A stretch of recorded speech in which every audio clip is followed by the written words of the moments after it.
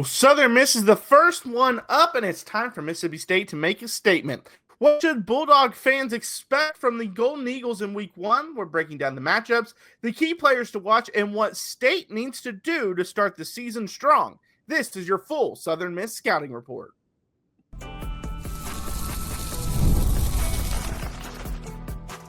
You are Locked On Mississippi State, your daily podcast on the Mississippi State Bulldogs, part of the Locked On Podcast Network, your team every day. First listen every single day, part of Locked On Podcast Network, your team every day. Today's episode is brought to you by Game Time. Download the Game Time app, create an account, and use code LOCKEDONCollege for $20 off your first purchase. My name is Jaron Spor. I'm a national college football writer at Athlon Sports. That's Landon McBride. We've got our Southern Miss preview for you today. We're going to preview the offense, preview the defense, and then, of course, every Friday we look at what we're going to look forward to most in Starkville this weekend. But yeah, this is something we're going to do every single Friday. We're going to let fans know this is what to expect from the team that you're playing's offense and the defense for the team. Obviously, we don't have anything to go off of for this year yet because Southern Miss just started, and it's a full new team. Yeah. But Landon, diving into what you have looked at with Southern Miss, what are you expecting from their offense? I think it's going to be – they're going to try to be an explosive offense. I think that's the plan. They're kind of going to move fast and put up points. I mean, you look at Braylon Braxton last year at Marshall, pretty solid year. I mean, rushing wise, 610 yards rushing. That's good. I mean, that's been up a lot. And then passing over 1,600 yards, 19 touchdowns, and only 2 interceptions. So he put up numbers at Marshall. And like we mentioned, a lot of guys coming over from Marshall. So it's hard to know what this team is going to be, which is an awful thing to do when you say you're going to break down a team and you're like, well, it's hard to say what they're going to be because you're mixing half of a Marshall team with a couple other transfers and some people who were at Southern Miss last year and a whole new coach, and you just don't know what's going to come out the other side. Well, we talked about it on Wednesday's podcast. It's like 22 guys from Marshall or something like that. So that's just crazy to think about. But kind of when I was diving in and looking at anything that I could really read about Southern Miss, there wasn't a ton out there, but from what I kind of gathered, Hayes Creel is kind of their best of their new bunch at starting supposed to be starting at left tackle. And then Christian Anderson, he came from Alabama A&M, he isn't too far behind. That would be, I would say, the top 2 kind of offensive linemen for them. Cooper Frazier is another guy that he might not be the best of the transfers, but he's a veteran center. He's played a lot of football. And so the offensive line is fully rebuilt through the transfer portal. Yes. And if you got a guy that's played a lot of football like Frazier has, you should be in pretty good shape. Now, Robert Briggs and Utah State, Matt Jones from Ole Miss, those are some more people to kind of keep an eye on for the season for Southern Miss, because those are guys that came over with a lot of, again, more experience and came from, obviously Ole Miss is a decent school. Robert Briggs had 861 yards and on 163 carries and 3 touchdowns. That's 5.3 yards per carry. So he's a guy that I would obviously they're going to have to stop. I think that's going to be the focal point because like we talked about the other day where Charles Huff was talking about all the keys to the game. And how they pull off an upset. Running the football is one of the keys because if you can keep a team off balanced, that could make things difficult. And then Matt Jones, also running back, had 226 yards last year for Ole Miss. So those guys are the ones that you got to look out for. Yeah, it is. And so you mentioned it with the offensive line. And that's something I look at whenever you're playing someone who's not in like a Power 4 conference or one of those top end group of 5 schools. Are the linemen, what's the size of their linemen? Because sometimes you get into those schools and they're running out a bunch of 270 pound, 280 pound guys at offensive line. And you're just like, oh, our guys will just toss them around. Yeah. Southern Miss, they're all big.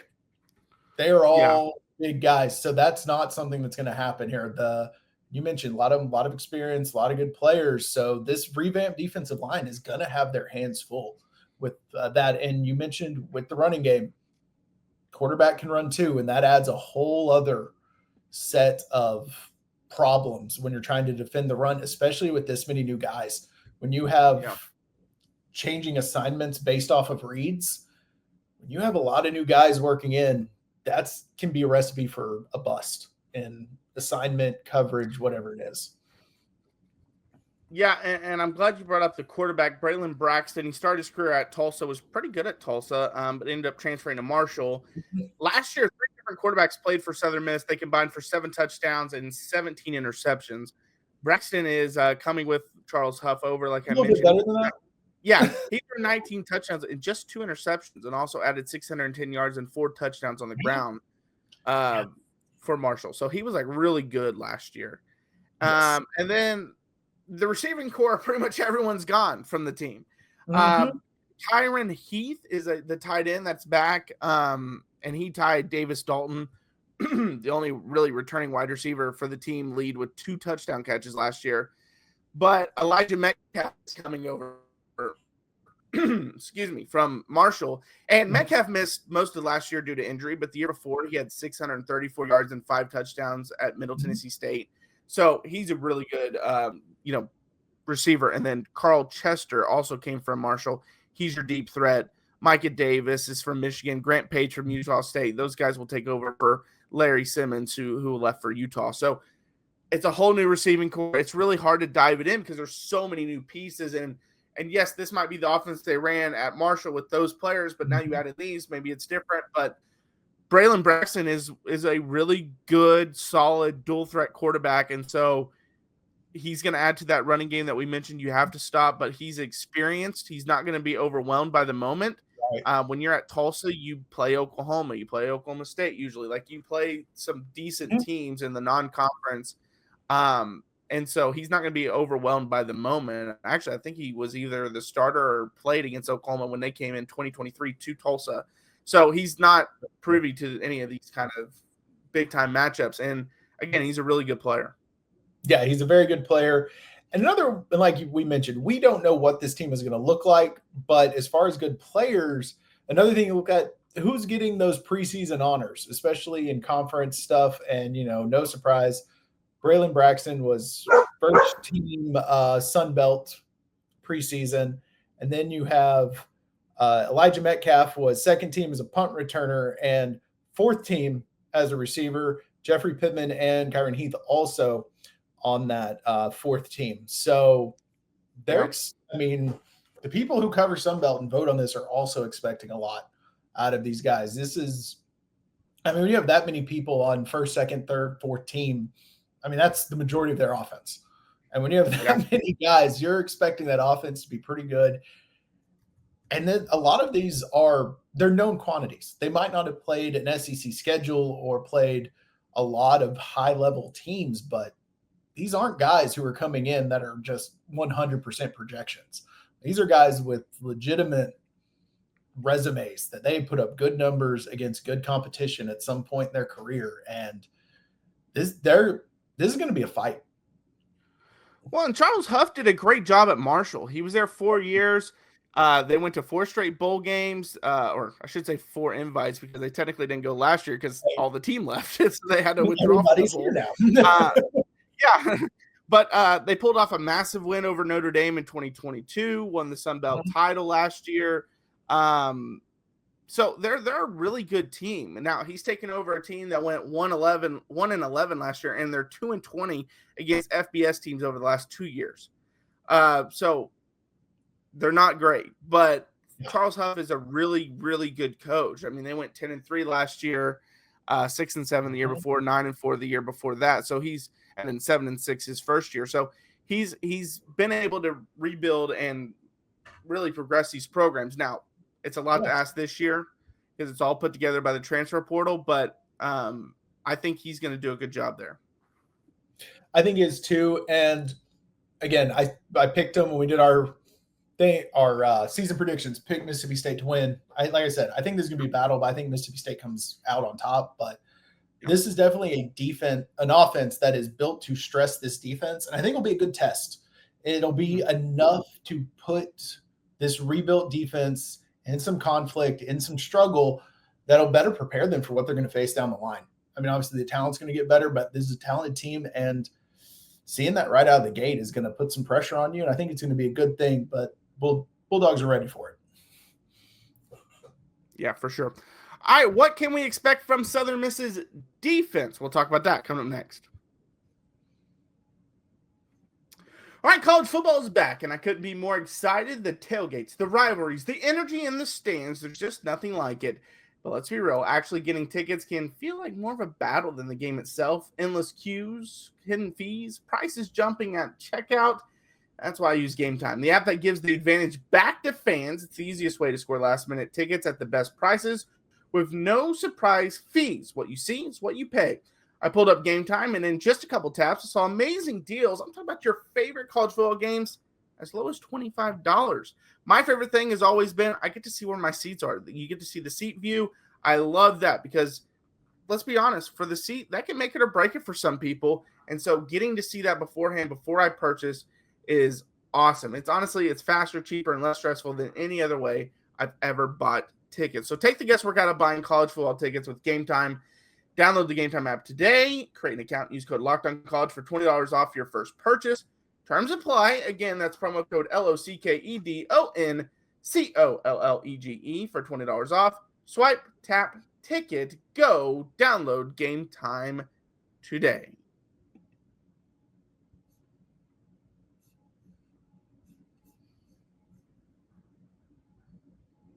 All right, well, thanks for making Locked On Mississippi State your first listen every single day, part of the Locked On Podcast Network, your team every day. All right, we have an important request. Locked On wants to hear from you. We put together a survey to learn more about our listeners and make your favorite podcast even better. This is your chance to tell us what you like, what you don't, and answer questions about our advertising. Go to lockedonpodcast.com/survey to get started. Everyone who completes the survey will be entered for a chance to win one of 10 $100 Amazon gift cards. Again, that's lockedonpodcast.com/survey. You can also find the link in the show notes. Thanks for helping us out.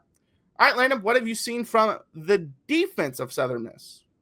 A lot of transfers. I think when you kind of pull up their depth chart, it is just across the defensive line, all transfers, one linebacker, and then the entire secondary are all transfers. It is pretty much a whole new squad. And again, I looked at size. That's a big defensive line. I think they only have one guy that's like sub 250.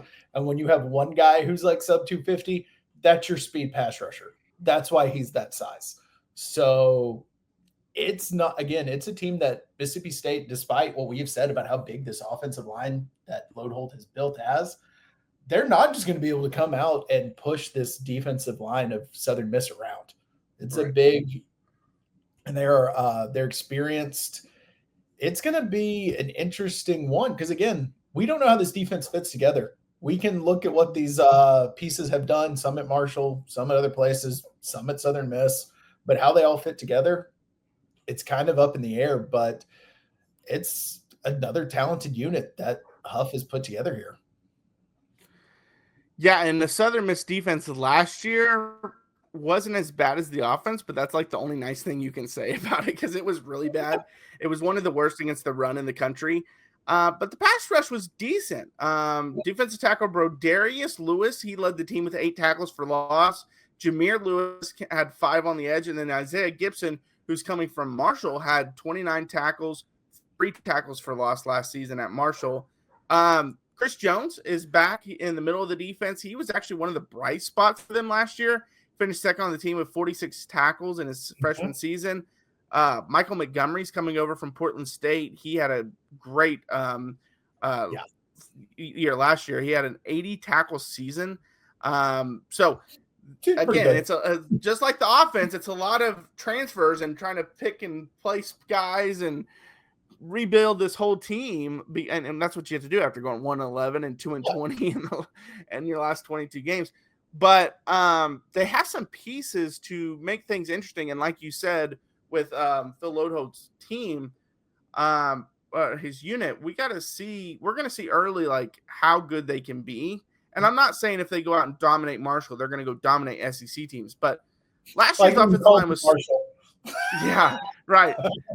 Yeah, because I'm so used to all the players being from Marshall. But no, I'm not saying if they go dominate Southern Miss, they're going to dominate SEC teams. But last year, the offensive line was so bad, it didn't matter who they were playing. Right. Yeah, that's true. And a lot of these defensive players also on that preseason All Sun Belt team. And this is what jumped out to me. 2 defensive backs, Ian Foster and Josh Moten, both named first team All Sun Belt to start. Yeah. And I mean, I think that's good. You know the crazy thing about the secondary? It's probably all transfers that are going to start. Moten, you mentioned, Foster, Ian Foster, you mentioned, Amir Foster's the other one. Josh Battle is a transfer, but it might be their best unit. It's all transfers because there's some stars back there. It's another thing, and Jaron knows this about me. I'm a big size and length guy, especially in the secondary. Everyone in Southern Miss's secondary is at least 6 feet tall. Like there is no one, like there's not someone there to be able to throw the ball to like Aiden Williams or someone, just go jump over people in this secondary.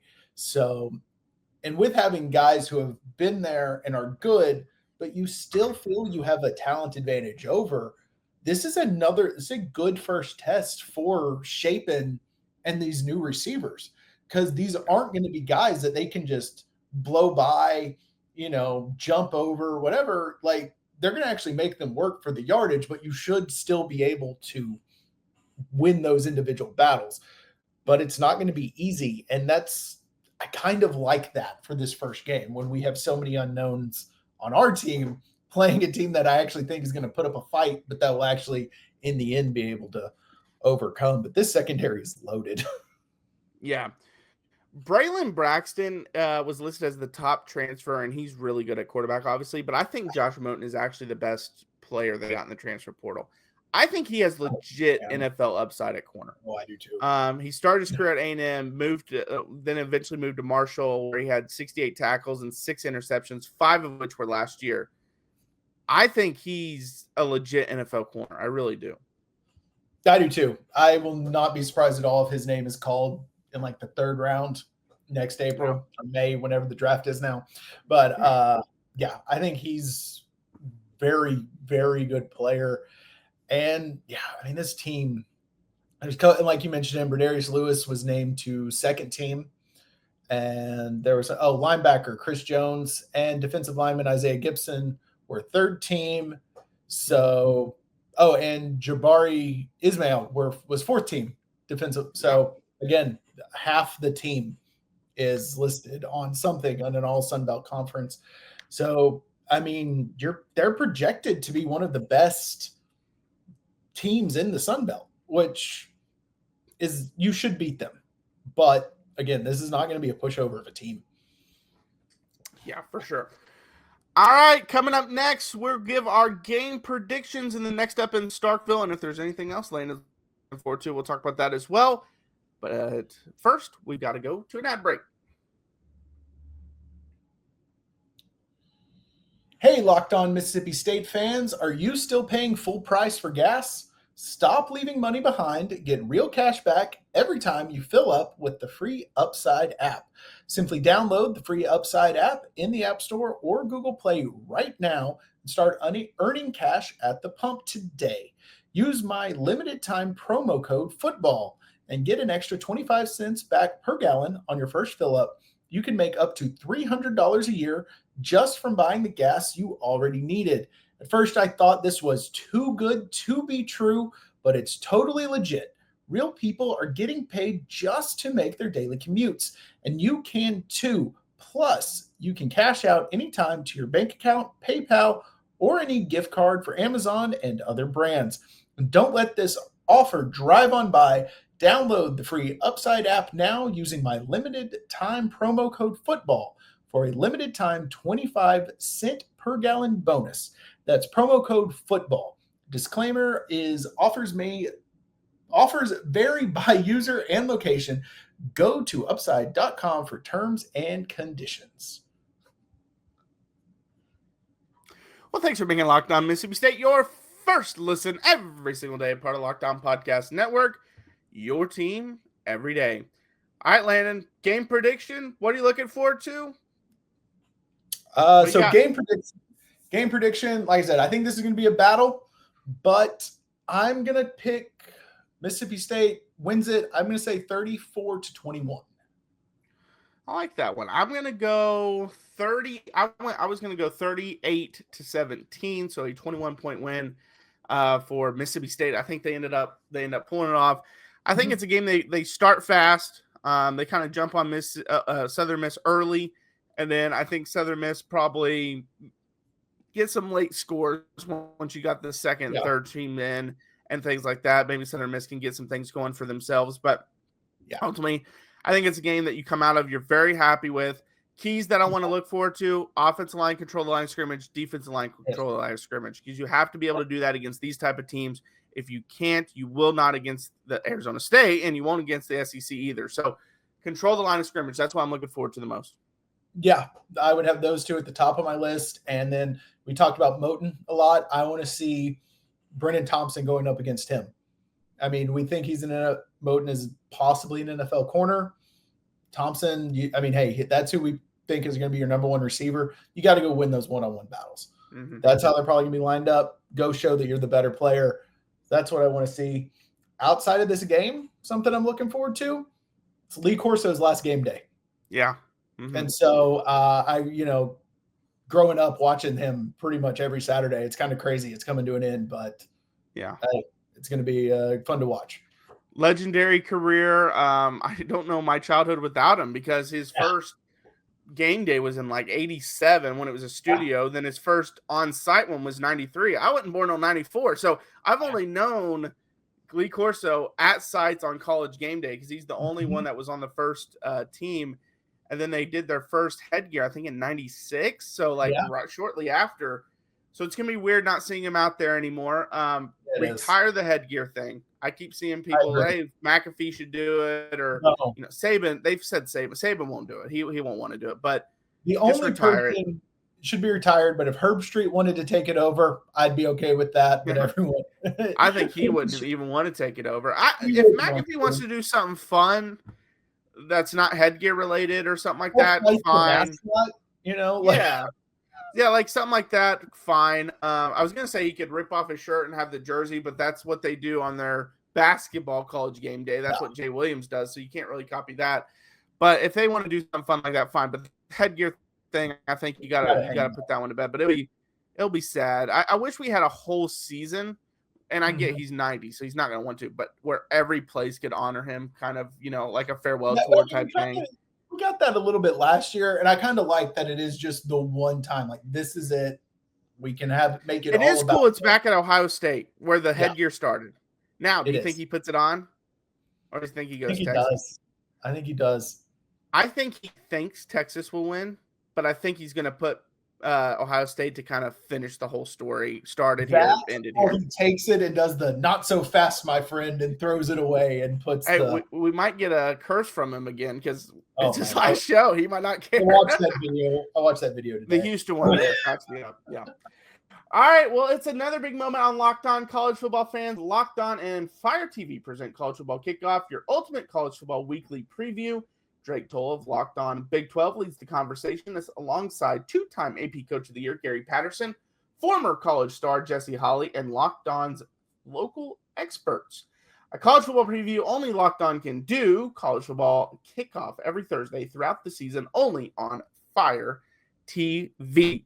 My name's Jaron. Check out my work over at Athlon Sports. That's Landon. Follow us, Locked On Mississippi State. We're on YouTube, Instagram, TikTok, and Twitter. We post daily videos Monday through Friday.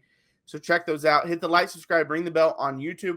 We're going to be posting pregame, not a full show, but just a pregame, little thoughts. And then we will do a postgame thoughts after every single game. And then obviously we will recap everything on Monday. But that's going to be kind of our rhythm throughout the season. So check that out. And until next time, Hail State. Hail State.